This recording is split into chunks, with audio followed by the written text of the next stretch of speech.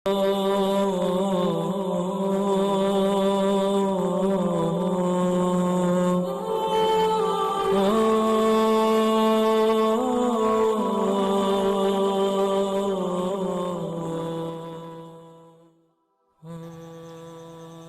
اللہ الرحمن الرحیم۔ السلام علیکم میرے معزز اور قابل احترام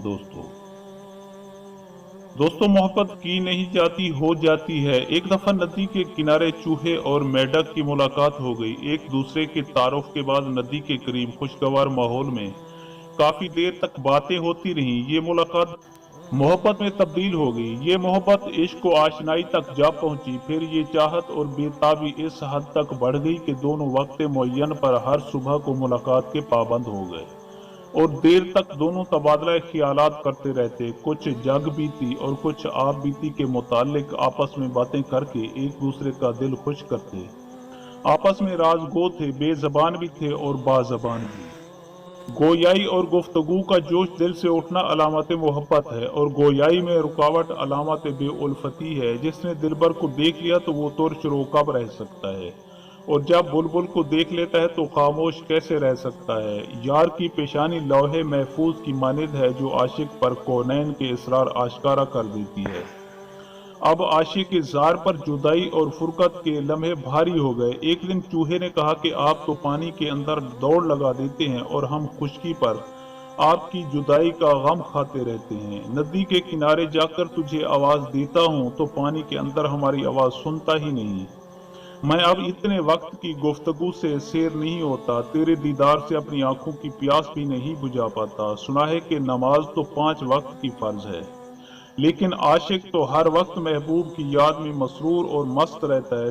تیرا چہرہ دیکھے بغیر میرا کوئی لمحہ بھی اب چین سے نہیں گزرتا۔ میرے دن کی روشنی اور رات کا چین تیرے ہی دم سے ہے۔ باری باری ناغہ دے کر ملاقات عاشقوں کے لیے نہیں ہے، صادقین کی جانیں تو سخت پیاسی ہوتی ہیں۔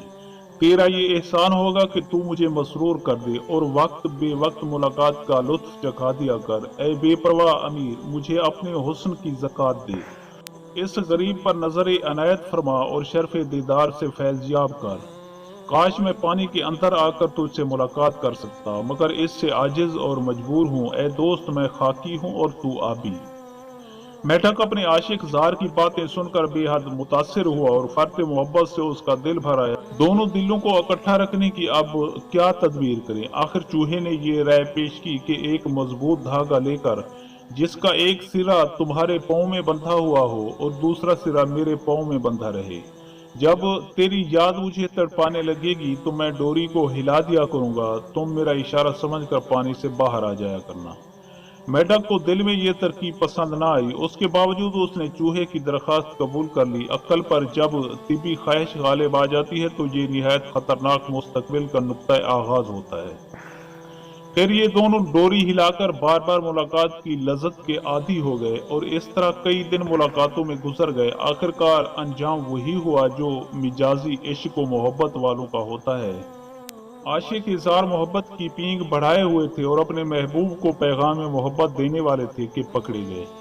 چیل نے اوپر سے چھاپا مارا اور چوہے کو اپنے پنجوں میں دبا کر اڑ گئی۔ جب چوہا فضا میں بلند ہوا تو پیغام رسانی والی تار فوراً موت کا پیغام لے کر میڈک تک جا پہنچی۔ چیل فضا میں بلند ہوئی تو میڈک صاحب بھی پاؤں پر باندھے ہوئے دھاگے کی وجہ سے فضا میں معلق ہو گئے۔ لوگوں نے جب یہ ماجرا دیکھا تو بڑے حیران ہوئے کہ چیل نے ایک تیر سے 2 شکار کیسے کر لیے۔ ادھر میڈک نے زبان حال سے لوگوں کو بتایا کہ اے لوگو، یہ تمہارے لیے عبرت کا مقام ہے۔